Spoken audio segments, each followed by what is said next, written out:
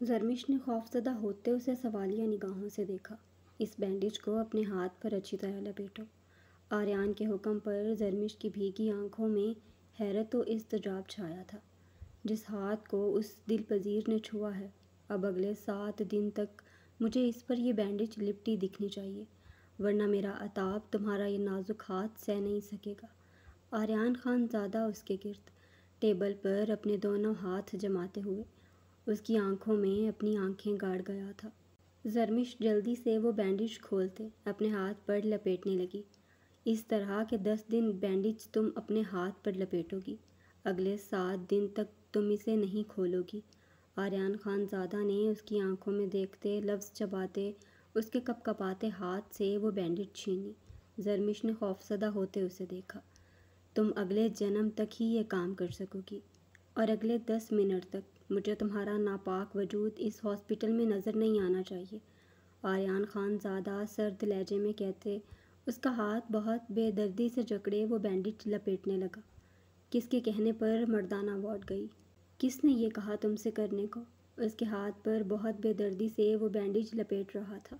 زرمش کو اپنی انگلیاں ٹوٹتی محسوس ہو رہی تھیں۔ وہ جس انداز میں بینڈیج کر رہا تھا وہ خود یہ کبھی کھول نہیں سکتی تھی۔ مجھے فلک جو نرس ہے، اس نے کہا تھا کہ ڈاکٹر مہین نے کہا ہے کہ مردانہ وارڈ میں پیشنٹ کا بلڈ سیمپل لینا ہے۔ زرمش نے کراتے ہوئے ٹوٹے لفظوں سے جواب دیا۔ رکنے کو بھی ڈاکٹر مہین نے کہا تھا۔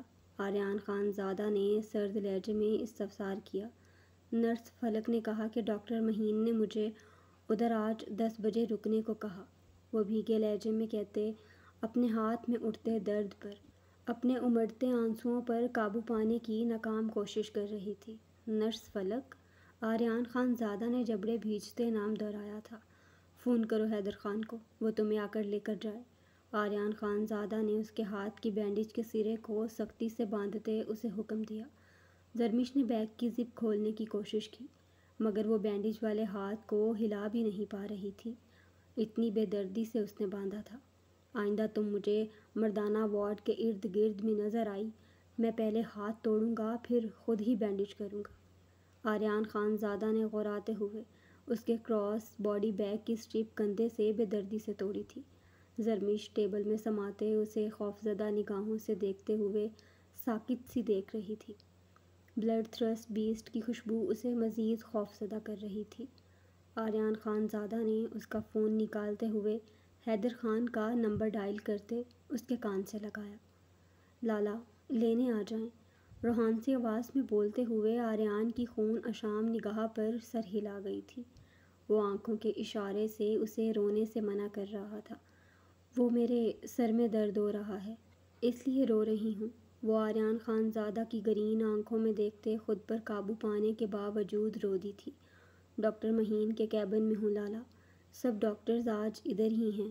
وہ آریان خان زادہ کے تنے ہوئے سرخ نقوش کو دیکھتے کانپتے ہوئے روانگی میں بول رہی تھی۔ وہ اس کے جھوٹ پر فون بند کرتے، اس کے مزید قریب ہوتے اس کے نقوش پر اپنی سلگتی سانسیں چھوڑتا، اس کی ہیزل گرے آنکھوں میں اپنی آنکھیں گاڑ گیا۔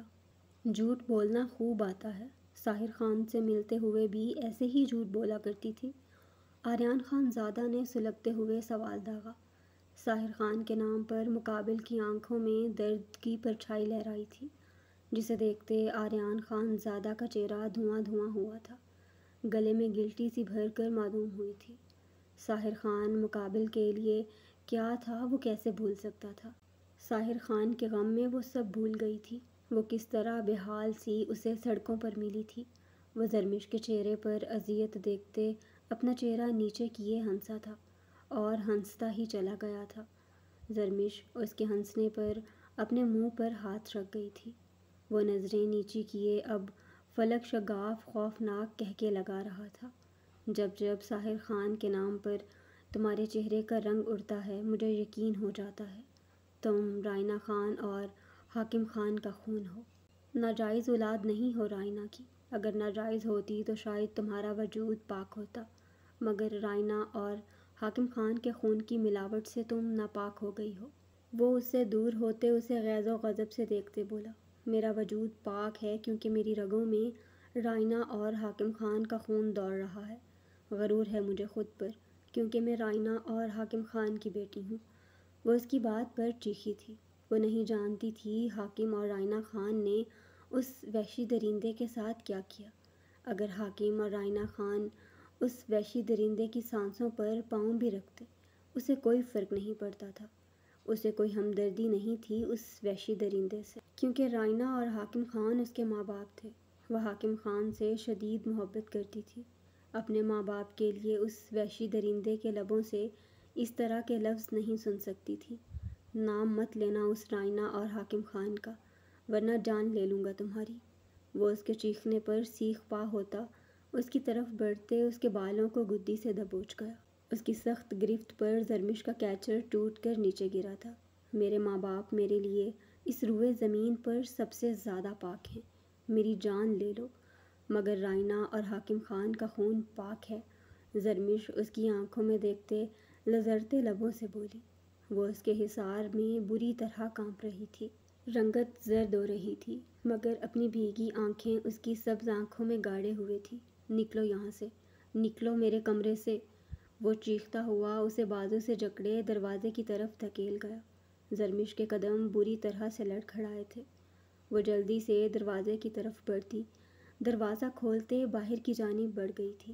وہ گہرے سانس لیتا، ٹیبل کو جکڑے اپنے اندر اٹھتے اشتعال پر قابو پا رہا تھا۔ اس کے لبوں سے حاکم اور رائنا خان کا نام، اس کا پورا وجود مرچوں سے بھر چکا تھا۔ وہ جبڑے پیچھے خود پر قابو پانے کی ناکام سعی کر رہا تھا۔ وہ سچ میں ان ظالم جابر درندوں کی ہی بیٹی تھی، جو اس کا سب کچھ اس سے چھین گئے تھے۔ وہ بامشکل خود پر قابو پا رہا تھا۔ وہ دوسرے لمحے دروازہ کھولتے تیزی سے باہر کی طرف بڑھا۔ آریان خان زادہ کے بھاری قدموں کا رخ اسی ناپاک وجود کی طرف تھا، جو بے پردہ باہر نکل آئی تھی۔ وہ بھاگتے ہوئے سنسان کوریڈور سے گزر رہی تھی۔ آریان خان زادہ کی نگاہیں اس کے شانے پر لہراتی شال پر تھیں۔ وہ اس کی طرف بڑھتے اسے بازو سے جکڑے اسے اپنی طرف کھینچتے ہوئے پلر میں سما گیا۔ زرمش نے خوف زدہ بھیگی نگاہوں سے اس کی طرف دیکھا تھا۔ وہ اس کی ہیزل گرے آنکھوں میں دیکھتے اس کی نیلی شال اس کے سر پر اڑا گیا۔ ایک دل جو درد کا مارا ہے، جو پاس ہے وہ سب ہارا ہے، اس بات کو کوئی جانے نہ، ایک دشمن جان سے پیارا ہے۔ وہ اس کی ہیزل سرائسمیہ نگاہوں میں دیکھ رہا تھا۔ آریان خان زادہ نے اس کی طرف اس کا بیگ بڑھایا تھا۔ زرمش نے ہچکی لیتے اس سے بیگ لیا تھا۔ بیگ میں رکھا موبائل شد و مد سے بج رہا تھا۔ وہ اس کے چوڑے سینے کو اپنے بینڈیج لگے ہاتھوں سے دور دھکیلتی تیز تیز قدموں سے ہاسپٹل کے گیٹ کی طرف بڑھ گئی تھی۔ وہ اب پلر کے پیچھے سے باہر آتا اس کی بیگ پر اپنی نظریں جما گیا تھا۔ شہرام خان دور کھڑا اپنے پینٹ کی پاکٹ میں دونوں ہاتھ ڈالتے آریان خان زادہ کے چوڑے وجود پر اپنی سرد نگاہیں جمائے ہوئے تھا۔ وہ غصے سے تیز تیز قدم اٹھاتے آریان خان زادہ کے آفس کی طرف بڑھ گیا۔ آریان خان زادہ سے اسے اس سب کی جواب طلبی چاہیے تھی۔ آریان خان زادہ اپنے آفس میں داخل ہوا۔ شہرام خان کو اپنی کرسی پر بیٹھے دیکھ کر اس کے قدم ٹھہرے تھے۔ شہرام خان کرسی سے ٹیک لگائے سگریٹ لبوں میں دبائے گہرے کش لے رہا تھا۔ آریان خان زادہ آہستگی سے چلتے ہوئے اس کے مقابل آتے ہوئے ٹیبل پر دونوں ہاتھ رکھے جھکتے ہوئے شہرام خان کی نگاہوں میں اپنی سبز آنکھیں گاڑ گیا۔ میرے آفس میری کرسی پر بیٹھے ہو تم؟ وہ شہرام خان کی آنکھوں میں آنکھیں گاڑے لفظ چباتے غورایا تھا۔ ویسے ہی وہ سلگا ہوا تھا۔ شہرام خان کو اپنی کرسی پر بیٹھے دیکھ کر وہ تپ اٹھا۔ جواباً شہرام خان کا بلند و باک کہنکا گونجا تھا۔ آریان خان زادہ اسے چبھتی نگاہوں سے دیکھ رہا تھا۔ توثیق کر لو، یہ ہاسپٹل میرا ہے، یہاں کی ہر چیز میری ہے۔ شہرام خان نے سگریٹ ایش ٹرے میں مسلتے کرسی پر سیدھے ہوتے ٹیبل پر اپنے دونوں ہاتھ غصے سے جماتے آریان کو گھورا تھا۔ ہے تمہارا یہ ہسپتال، میں انکار نہیں کر رہا، مگر اس ہسپتال کو بنانے کے لیے تمہیں بہت زیادہ ڈونیٹ کر چکا ہوں۔ اب فی الوقت یہ آفس اور یہ کرسی میری ہے۔ وہ اس کے سامنے کرسی گھسیٹ کر بیٹھتے ہوئے اپنی دونوں ٹانگیں ٹیبل پر رکھے اپنی پاکٹ سے سگریٹ اور لائٹر نکال کر جلاتے ہوئے لبوں میں دباتے آنکھیں موند گیا تھا۔ آریان خان زادہ کے ایٹیٹیوڈ پر شہرام خان کی رنگت سرخ ہوئی تھی۔ وہ کرسی سے اٹھتے ہوئے غصے سے اس کی طرف بڑھا۔ میری بات سنو آریان خان زادہ، شہرام خان نام ہے میرا۔ میرے سامنے میرے لالا ارحام خان زادہ آ جائیں، میں ان کا ایٹیٹیوڈ برداشت نہ کروں۔ تم کیا چیز ہو؟ دوست بن کر آئے تھے، اس لیے یہ ہسپتال تمہارے حوالے کیا، مگر میرے ہسپتال میں یہ سب کرو گے میں برداشت نہیں کروں گا۔ وہ اس کی بند آنکھوں کو دیکھتے سرد سپاٹ لہجے میں لفظ چبا گیا تھا۔ وہ ارحام خان زادہ تھا، میں آریان خان زادہ ہوں۔ وہ تمہارا لالا تھا، میں تمہارا دوست ہوں۔ بہت فرق ہے مجھ میں اور ارحام خان زادہ میں۔ ایٹیٹیوڈ نہیں دکھا رہا ہوں میں ہوں ہی ایسا، اس لیے تمہیں مجھے ایسے ہی برداشت کرنا پڑے گا۔ وہ آنکھیں کھولتے سگریٹ کا گہرا کش لیتے شہرام خان کو آنکھ مارتے مسکراتے ہوئے بولا۔ ٹانگیں اس نے ابھی تک ٹیبل پر رکھی ہوئی تھیں۔ میں برداشت نہیں کرتا، ایسے ایٹیٹیوڈ سے بھرے لوگوں کو اپنی زندگی سے نکال دیتا ہوں۔ شہرام بھڑک اٹھا تھا۔ آریان خان زادہ نے اپنی ٹانگیں نیچی کرتے سیدھے ہوتے بیٹھتے اپنی شرٹ کے اوپری 2 کھلے بٹن بند کیے۔ اب ٹھیک ہے؟ آریان خان زادہ نے منہ پر ہاتھ پھیرتے ہوئے اپنے بال انگلیوں سے سنوارتے پوچھا۔ شہرام خان اس کی حرکتوں پر اسے سرد نگاہوں سے دیکھ رہا تھا۔ تمہارے نزدیک میں نے غلط کیا شہرام خان؟ کسی بھی عورت کی عزت اتنی سستی ہوتی ہے، کوئی بھی اسے چھو سکتا ہے۔ دل پذیر خان کی ہمت کیسے ہوئی مس خان کا ہاتھ بھی پکڑنے کی؟ وہ پھر سے اپنے ایٹیٹیوڈ میں آتے ٹیبل پر مکہ مارتے ہوئے دھاڑا۔ مردانہ وارڈ میں کسی بھی میل ڈاکٹر کو دن میں جانے کی اجازت نہیں ہے۔ وہ اتنی رات کو وہاں کیا کرنے گئی تھی؟ شہرام خان بھی جواباً ٹیبل پر مکے مارتے دھاڑا تھا۔ اب دونوں ایک دوسرے کی آنکھوں میں سرخ آنکھیں گاڑے ہوئے تھے۔ اس بات کی تحقیق ہو کر رہے گی مس خان کو ادھر کس نے بھیجا؟ نرس فلک کو میں نہیں چھوڑوں گا۔ آریان خان زادہ نے سرد لہجے میں لفظ چبائے تھے۔ نرس فلک؟ کون نرس فلک؟ شہرام خان نے غصے سے پوچھا۔ کیا مطلب؟ ادھر کوئی نرس فلک نہیں ہے؟ آریان خان زادہ اسی لمحے جیسے سب کچھ سمجھتا کھڑا ہوا تھا۔ فلک نامی کوئی نرس ادھر کام نہیں کرتی۔ شہرام خان نے آریان خان زادہ کو گھورتے ہوئے اپنے لفظوں پر زور دیا۔ آریان خان زادہ اب سرخ چہرے کے ساتھ کھڑا اپنے چہرے پر ہاتھ پھیر رہا تھا۔ تم سے زرمش نے جھوٹ کہا ہے۔ شہرام اس کے سرخ چہرے کو دیکھتے لب بھیجے بولا تھا۔ نہیں بولا اس نے جھوٹ، نہیں بولا مس خان نے جھوٹ۔ آریان خان زادہ دھاڑ اٹھا تھا۔ وہ مجھ سے کسی قیمت پر جھوٹ نہیں بول سکتی۔ یہاں آج فلک نامی نرس تھی۔ آریان خان زادہ نے ٹیبل پر دونوں ہاتھ جماتے ہوئے اٹھتے ہوئے اپنی بات پر زور دیا۔ دیکھو آریان، دوستی اپنی جگہ، مگر گل بہار ہسپتال شہرام خان کے نام سے جانا جاتا ہے۔ دل پذیر کے ساتھ جو تم نے کیا اس کے لیے جواب دہ مجھے ہونا پڑے گا۔ کیا جواب دوں گا میں سب کو؟ یہ جواب دوں گا کہ میرے ہسپتال کی ایک عام سی اسسٹنٹ جس کے پاس ڈگری نہیں، وہ آدھی رات کو مردانہ وارڈ میں کیا کرنے گئی تھی۔ آریان خان زادہ اب خاموشی سے سگریٹ کے گہرے کش لیتا غیر مرئی نکتے کو گھور رہا تھا۔ نیکسٹ احتیاط کرنا، یہ میری لاسٹ وارننگ ہے۔ میں نے اپنا ہسپتال تمہیں اس لیے سونپا تھا کیونکہ تم میں قابلیت دیکھی تھی۔ شہرام خان نے سنجیدگی سے کہتے آریان خان زادہ کے چہرے کی طرف دیکھا۔ آریان خان زادہ کے بارے میں اس نے جتنی تحقیق کی تھی اسے بہت کچھ پتہ چلا تھا۔ وہ کسی سیکرٹ ایجنسی سے تعلق رکھتا تھا۔ شہرام خان اس بات کو لے کر کافی مشکوک تھا، اس لیے وہ اسے ہسپتال سے نکال نہیں سکتا تھا۔ آریان خان زادہ کا تعلق اس کے ملک سے ہے، وہ نہ چاہتے ہوئے بھی مجبور تھا، مگر یہ ڈاؤٹ تھے جو اسے آریان پر تھے۔ وہ چاہتے ہوئے بھی اس کے بارے میں یقینی طور پر معلومات حاصل نہ کر سکا تھا، مگر تب تک اسے ادھر برداشت کرنا ہی تھا۔ وہ آریان خان زادہ کو گھورتے ہوئے وہاں سے چلا گیا تھا۔ نرس فلک، ڈاکٹر آغیار لغاری، کمبینیشن جچ رہا ہے۔ وہ سر اس بات میں ہلاتے ہوئے مسکرایا۔ آغیار لغاری، نہیں چھوڑوں گا تجھے۔ آریان خان زادہ ٹیبل پر مکے مارتے ہوئے دھاڑا تھا۔ ذوالفقار خان زادہ ہاسپٹل کے کمرے میں گلاس ونڈو سے سرد سرخ آنکھوں سے برستی بارش کو دیکھ رہا تھا۔ ارتضیٰ خان کو ابھی تک ہوش نہیں آیا تھا۔ ذوالفقار خان زادہ تب سے ہی ایسے کھڑا تھا۔ وہ ارتضیٰ خان پر آئی ایک خراش برداشت نہیں کر سکتا تھا۔ وہ اسے اس حالت میں دیکھ نہیں سکتا تھا۔ ارتضیٰ خان میں اس کی جان بستی تھی، بلکہ وہ اس کی جان ہی تھا۔ ضیاء خانزادہ کی آنکھوں میں ملکوں کی بیٹی کے لیے نفرت کی چنگاریاں بڑھتی جا رہی تھیں۔ ارتضیٰ خان ایک چڑیا کا بچہ نہیں مار سکتا تھا۔ وہ کیسے کسی انسان پر گولی چلا سکتا تھا؟ جس طرح اس کے بھائی ارتضیٰ خان کو تھپڑ مارے گئے، اسے اور اس کے بھائی کو گالیاں دی گئیں۔ وہ اس کی رگوں میں دوڑتے خون کو لاوے کی طرح کھلا رہا تھا۔ ضیاء خانزادہ کا بس نہیں چل رہا تھا اس نازک سی لڑکی کا وہ حال کرے کہ وہ اپنی پہچان بھول جائے۔ وہ مٹھیاں بھیجتے بمشکل خود پر ضبط کر رہا تھا۔ ارتضیٰ خان نے آنکھیں کھولتے کمرے میں نگاہیں دوڑائیں۔ ضیاء خانزادہ کو کھڑکی کے پاس کھڑے دیکھ کر وہ اپنی بینڈیج لگی پیشانی کو ہاتھ لگاتے اٹھ کر بیٹھا تھا۔ لالا، ارتضیٰ خان نے درد سے کراتے ہوئے ضیاء خانزادہ کو پکارا تھا۔ لالا قربان جائے اپنی جان پہ۔ ضیاء خانزادہ پشتو میں بولتے تڑپتے ہوئے ارتضیٰ خان کی طرف بڑھا۔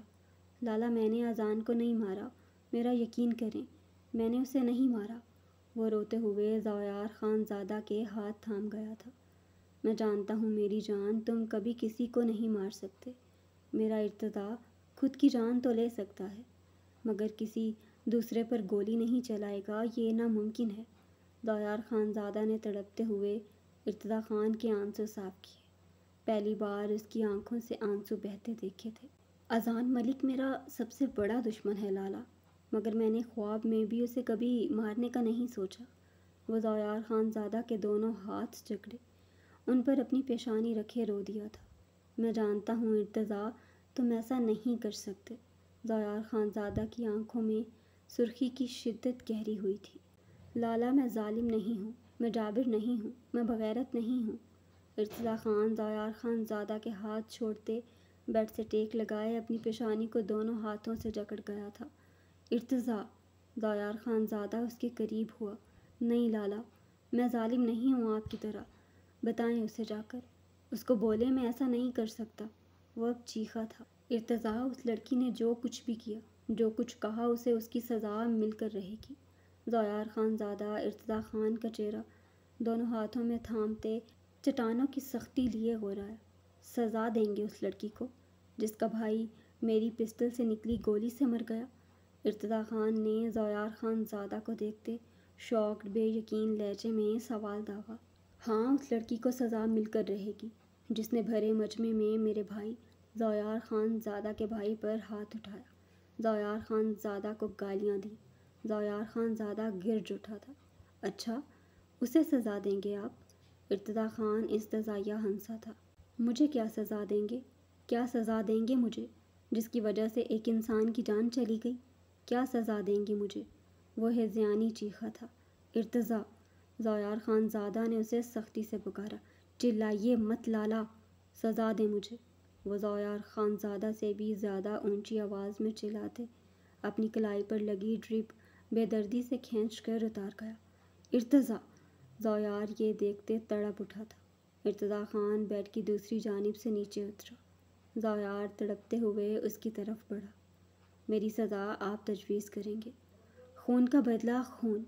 مجھ پر بھی ایسے ہی گولی چلائی جائے گی جیسے اذان ملک پر چلی۔ ارتضیٰ خان سختی سے بولا تھا۔ وہ گولی ہی نہیں بنی جو تمہیں چھو سکے۔ ضیاء خانزادہ پھولتی سانسوں سے بولتے گرجا۔ سزا تو ملے گی مجھے لالا، آپ نہ دے سکے کوئی اور دے دے گا، مگر میں سزا بھگت کر رہوں گا، اور میری سزا موت ہوگی۔ خون کا بدلہ خون لالا، اذان ملک کی موت کی سزا یہی ہے میرے لیے۔ ارتضیٰ خان اٹل لہجے میں کہتے دروازے کی جانب بڑھا۔ کہاں جا رہے ہو؟ ضیاء خانزادہ اس کی طرف تیزی سے بڑھا تھا۔ ان لوگوں سے تعزیت کرنے جا رہا ہوں جن کا جوان بیٹا، جوان بھائی میری ایک غلطی سے جان سے چلا گیا، اور اپنی سزا پانے کے لیے جا رہا ہوں۔ میں کسی بے گناہ انسان کے قتل کا بوجھ لیے زندہ نہیں رہ سکتا۔ یہ سانسیں نہیں، عذاب ہے میرے لیے۔ ارتضیٰ خان ضیاء خانزادہ کو خود سے دور دھکیلتے دروازے کی جانب بڑھا۔ ارتضیٰ، تم کہیں نہیں جاؤ گے، سنا تم نے؟ نہ تمہیں سزا ملے گی۔ ضیاء خانزادہ دھاڑتے ہوئے اس کے مقابل آیا تھا۔ اذان ملک بالکل ٹھیک ہے، گولی اس کے سینے کے پاس سے چھو کر گزری تھی۔ التمش اسی لمحے دروازہ کھول کر اندر داخل ہوتے بولا، یہ کیا کہہ رہے ہو التمش؟ ارتضیٰ بے یقین ہوتے اس کی طرف بڑھا۔ وہ اسی ہسپتال میں موجود ہے، بالکل خطرے سے خالی۔ التمش نے سنجیدگی سے جواب دیا۔ ارتضیٰ خان اسی لمحے زمین پر گھٹنوں کے بل بیٹھتے اپنی زخمی پیشانی سجدے میں ٹیک گیا تھا۔ زویار لب بھیجتے ارتضیٰ خان کو دیکھ رہا تھا۔ اذان ملک ٹھیک ہے، زویار خان زادہ نے بھی تشکر کا سانس لیا تھا، ورنہ ارتضیٰ خان کو وہ کیسے سنبھالتا؟ زویار خان زادہ نے ارتضیٰ خان کی طرف بڑھتے اسے سجدے سے اٹھایا۔ وہ روتے ہوئے زویار کے گلے سے لگ گیا۔ لالا، اگر اسے کچھ ہو جاتا میں کیسے خود کو معاف کرتا، کیسے اپنے رب کو منہ دکھاتا؟ ایک بے گناہ کا قتل پوری انسانیت کا قتل ہے لالا۔ وہ زویار کے گلے لگے ابھی بھی رو رہا تھا۔ زویار خان زادہ اپنی شال کندھوں پر جھٹکتے ہسپتال کے کوریڈور سے اپنے بھاری قدموں سے گزر رہا تھا۔ یکدم کسی سے بری طرح تصادم ہوا تھا۔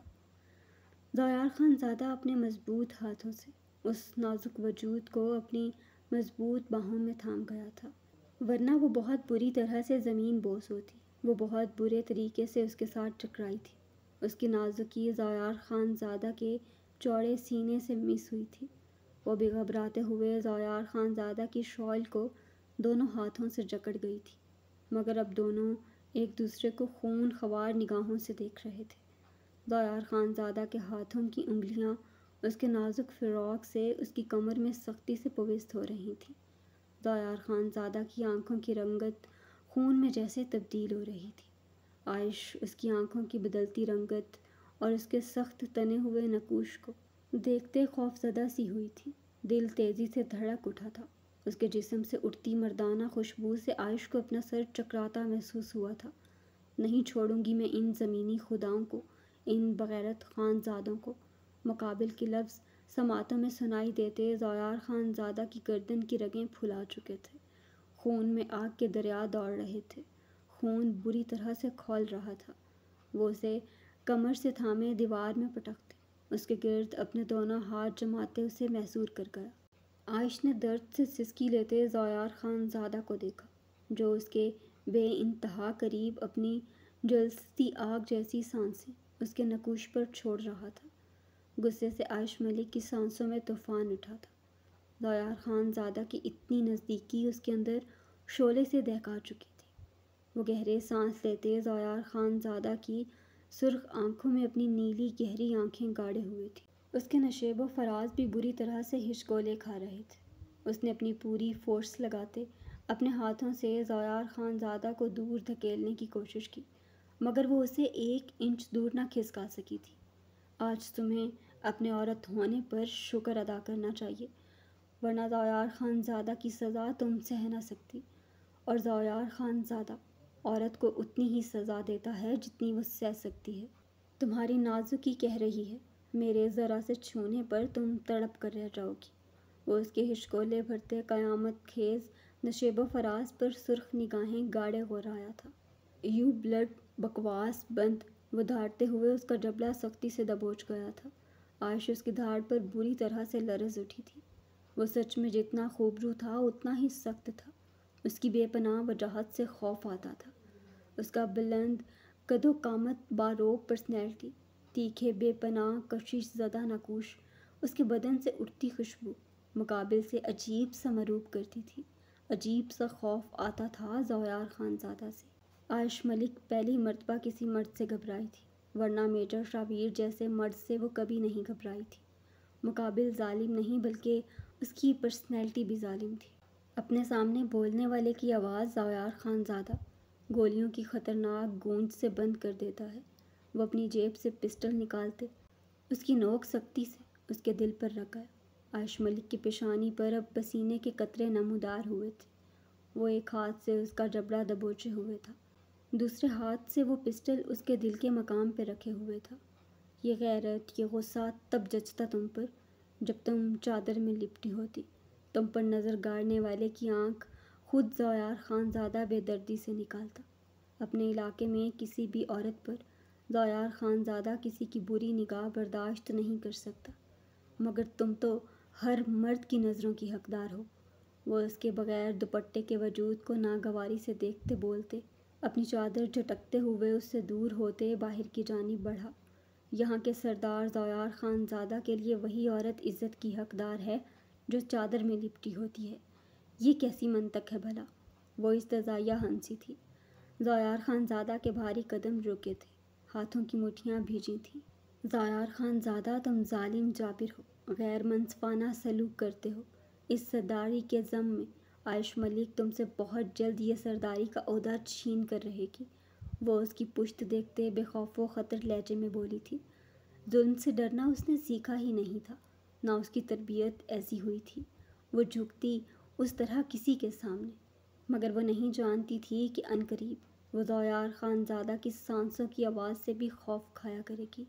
وہ اس کا غرور، اس کا تنتنا سب کچھ چھین لے گا۔ یہ ضیاء خان زادہ کی سرداری ہے، تمہارا پہنا ہوا یہ گھٹیا لباس نہیں جس کی کوئی وقت نہ ہو کسی کے بھی نزدیک۔ کوشش کر لو مگر جواباً میرا وار سہنے کی پوری تیاری کر کے آنا۔ سرداری تو جائے گی نہیں، ہاں تمہاری سانسوں کو ہمیشہ کے لیے ان پہاڑوں میں قید کر لوں گا۔